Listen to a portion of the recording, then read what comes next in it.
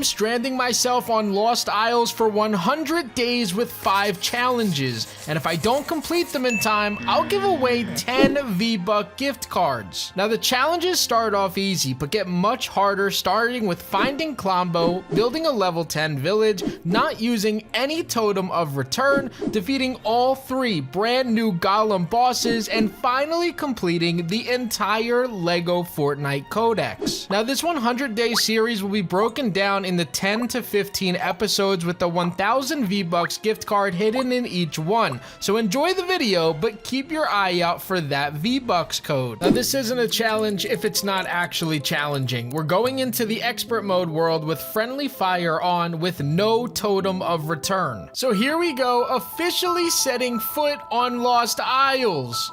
Or just spawning there. That was a terrible animation. Now we're not allowed to leave this island, but we have a rift station here, so we can't use this. I'm not going to talk to the villager there, and we're just going to pretend like this doesn't exist. Now we have a lot to get done, so I don't want to waste too much time looking at the scenery or looking at this rift station that we're never going to use. So we need to farm up. We need to grab as much food as we can, as well as much wood and rock that we can find on the floor, because we don't have a pickaxe or an axe right now. Now, while picking up a bunch of materials, we actually stumbled upon probably the most valuable thing that's going to be part of this series, which is going to be Klombo's pool or Klombo's bath. I don't really know what this is, but it's probably the best thing that's on Lost Isles. And we came across our first enemy, and this guy, let me tell you, could not handle Triggerfish's fist. I mean, I was practicing boxing before I came onto this, but surviving 100 days, as long as I got my left and right hand, I don't think there's anything that could stand a chance. But after handling those spiders, we actually stumbled upon a very nice pre-built village here, which is actually exactly like what my main Expert Worlds village was, which is awesome because we could build here. We have a bed, we have the Klombo pool next to us, we have these big open spaces. This might be home base for now. So now with our villager squared down, not only can we recruit villagers to do a lot of the jobs for us, but we could also build our crafting bench and any other material or equipment that we need with us. So we have to do a little bit more farming, but we should be able to get the ball rolling now.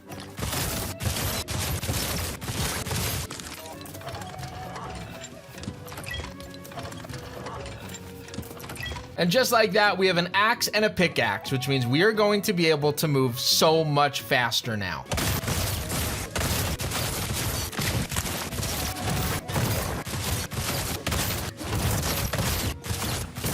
Now, I don't know if you guys caught that, but using any tiered machete on these bright blue and green or even the pink flowers gives you flex wood, which is amazing because normally you would need a tier 3 axe in order to get those. Now, just with the machete, you can cut down some of these bushes and get your flex wood so much faster.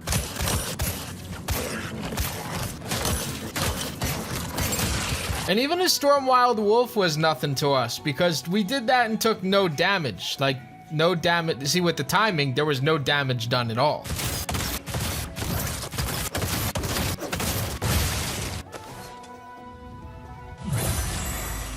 So we upgraded our village hub at least one time, which is good progress for now, but we are gonna have to pick up the pace here. So I'm gonna place down a few of these lumber mills, but I quickly realized that it's raining out, so this was completely useless, and I put down a second one, which also made absolutely no sense. I need plank, but I literally cannot use these because of the rain. It was the worst thought out plan I had so far. But while it was raining, I figured I would collect clomberries, wood, granite, and kill as many wolves as I can for wolf claw. That way I can make new utility and charms whenever I need them. So these things probably should have started inside rather than outside, but we'll take it nonetheless. We're gonna put them inside and really start to get this stuff going.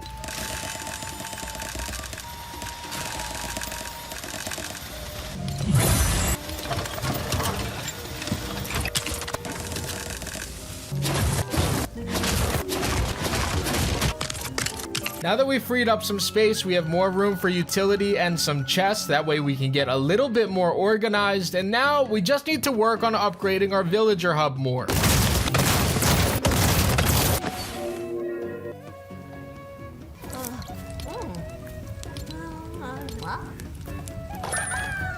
And just like that, we now have our first villager, which is awesome. Now, in order to survive 100 days, we have to play this game mode safe. So we're gonna bring Dark Triceratops with us everywhere on the map and kind of let her do all the fighting for us.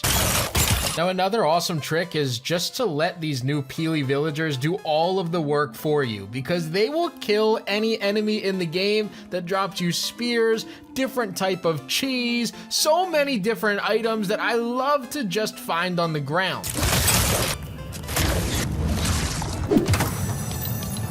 Okay, before you judge me, I have not played early game Lego Fortnite in so long, and I completely forgot how you got knot root. So yes, I smacked this piece of knot root with a basic axe, did 0 damage.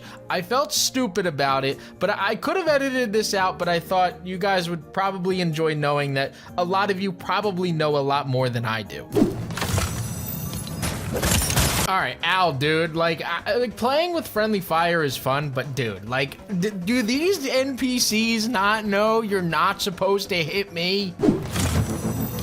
Like, almost immediately after complaining about that, Dark Triceratops hit me again. So I let her fight that shell by herself, hoping and praying that it would honestly just take her out.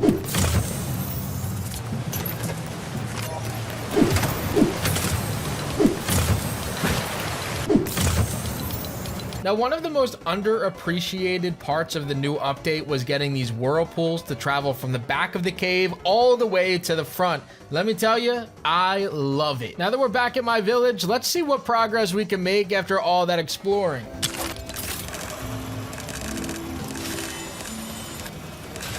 And because of those iron bars that we found earlier, we were actually able to grab the Explorer's Machete, the epic version, which is great to start off with.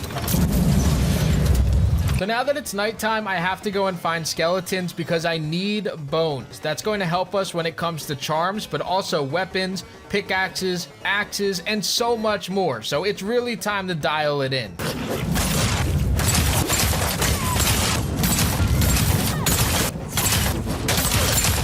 Now, even though I feel like we're so far ahead because we can already get flexwood, we could still only get common health charms, which for now are still really solid because it does give us additional hearts, and we're gonna need all the hearts we can get. Now, we can also get the uncommon pickaxe, which is going to help out when it comes to marble, which again is something we have not gotten yet. So now with our green pickaxe and green forest axe, we can go back into that cave that I embarrassed myself in earlier with and farm some of those materials. We don't have to worry about flexwood because we can get that with our machete. So all we need is some knot root and some marble.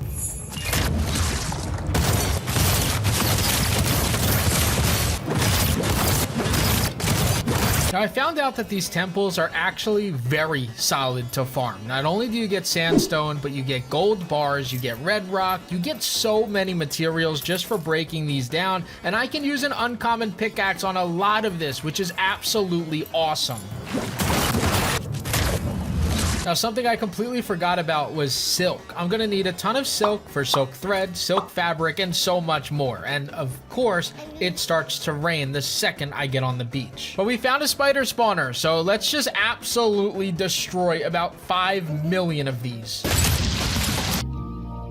When you try your best, but you don't succeed. Now, one of the biggest downsides to only having a green sword is that it takes 2 hits to kill these things. So sometimes they could actually do damage if they sneak up on you, but I was able to farm 3 full inventory spots, which was my sign that it was time to go. Now, I completely forgot I could farm red rock with this, but when I got back to my village, I actually had Lamanda here. I think that's how you pronounce her name, but I got to get her as a villager now as well. So now I have Dark Triceratops and Lamanda in one village.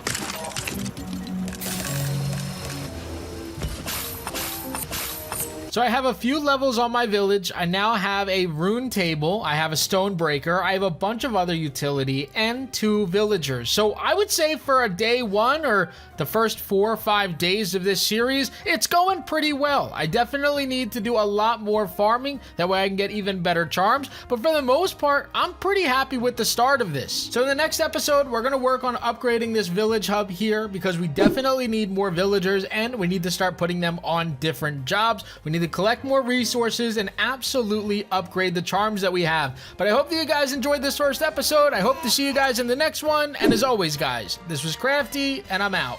Peace. But YouTube thinks that you're gonna like that video that's up there in the top left. And you may also want to hit that subscribe button in the top right. Hope you guys enjoyed.